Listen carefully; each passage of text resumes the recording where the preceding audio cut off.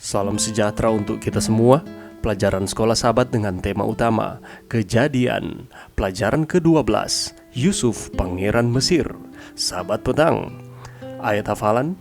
Selanjutnya Firaun berkata kepada Yusuf, "Dengan ini aku melantik engkau menjadi kuasa atas seluruh tanah Mesir."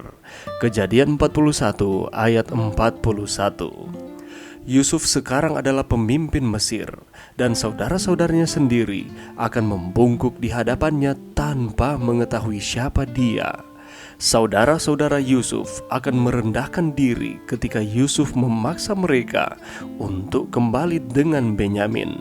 Dan ketika keselamatan Benyamin terancam, mereka takut. Mereka akan memohon kasih karunia di hadapan orang yang berkuasa ini yang mereka lihat seperti Firaun.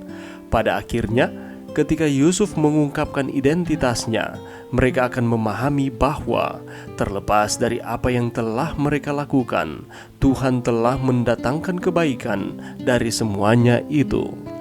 Menariknya, seluruh rangkaian peristiwa berikutnya yang seharusnya tentang kesuksesan Yusuf lebih banyak tentang pertobatan saudara-saudaranya. Perjalanan bolak-balik mereka dari Yusuf kepada ayah mereka dan rintangan yang mereka hadapi membuat mereka mengingat tindakan jahat mereka terhadap Yusuf dan ayah mereka, dan mereka menyadari kesalahan mereka terhadap Allah. Saudara-saudara Yusuf menjalani seluruh pengalaman itu sebagai penghakiman ilahi.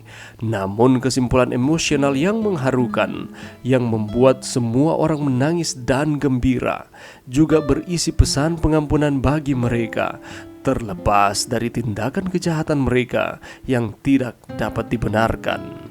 Adapun garis besar pelajaran dan tema-tema pelajaran yang akan kita pelajari sepanjang minggu ini, Yusuf tidak hanya menjelaskan kepada Firaun arti mimpinya yang menyangkut masalah politik dan ekonomi masa depan bangsa Mesir. Ia juga memberikan solusi kepada Firaun. Yusuf tidak hanya puas dengan pernyataan rencana Allah, ia juga tidak pasif menunggu Tuhan melakukan mujizat lainnya.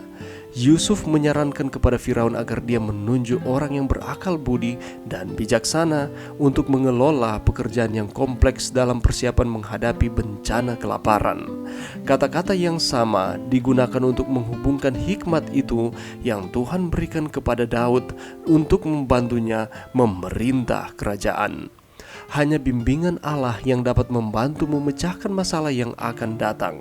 Selain pelajaran rohani ini, Yusuf memberikan sebuah pelajaran ekonomi dan memberikan rincian tentang metode dan strategi yang diperlukan untuk membantu Mesir bertahan dari bencana kelaparan. Firaun mengerti bahwa Yusuf bukan hanya seorang pemimpi, dia juga seorang dengan hikmat praktis yang tahu apa yang harus dilakukan, serta seorang yang berbuat dalam menerapkan strategi yang tepat untuk menyelamatkan kerajaan. Kemudian Firaun memutuskan untuk menunjuk Yusuf sebagai orang yang bertanggung jawab atas seluruh negeri Mesir dan memberinya semua kekuasaan yang dia butuhkan untuk tujuan itu.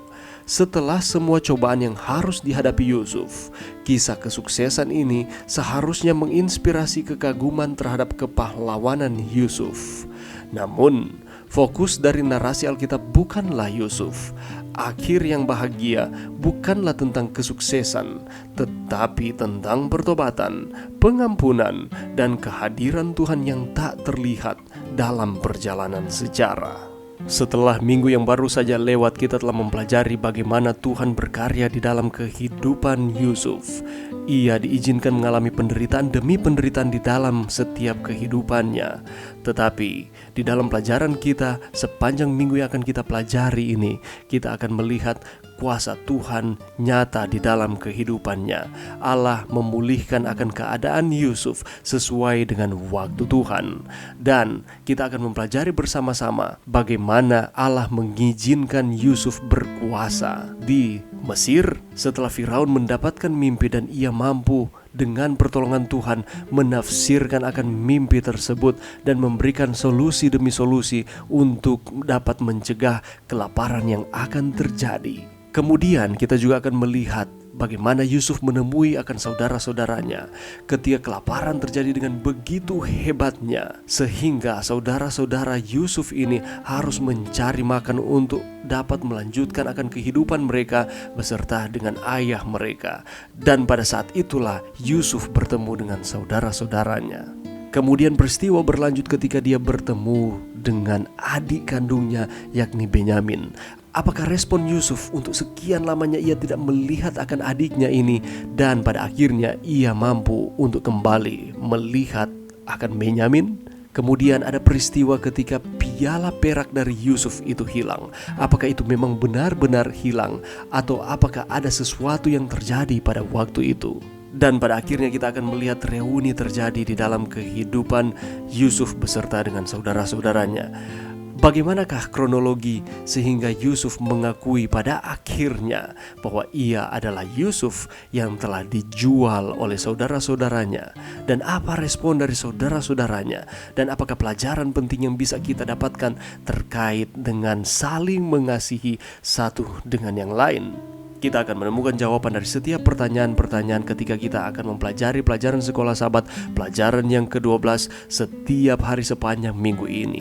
Itulah sebabnya mari kita terus meluangkan waktu kita di tengah-tengah kesibukan kita untuk mempelajari pelajaran ini, sehingga berkat sorgawi akan terus menjadi bagian saudara dan saya. Iman kita akan terus dikuatkan, dan kita akan terus dimampukan untuk setia berserah sepenuhnya kepada Tuhan di tengah-tengah tantangan kehidupan di dunia ini. Mari berdoa.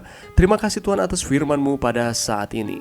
Mampukan kami Tuhan untuk kami dapat meluangkan waktu setiap hari untuk dapat mempelajari akan pelajaran yang ke-12. Ini doa kami Tuhan, di dalam nama Yesus. Amin.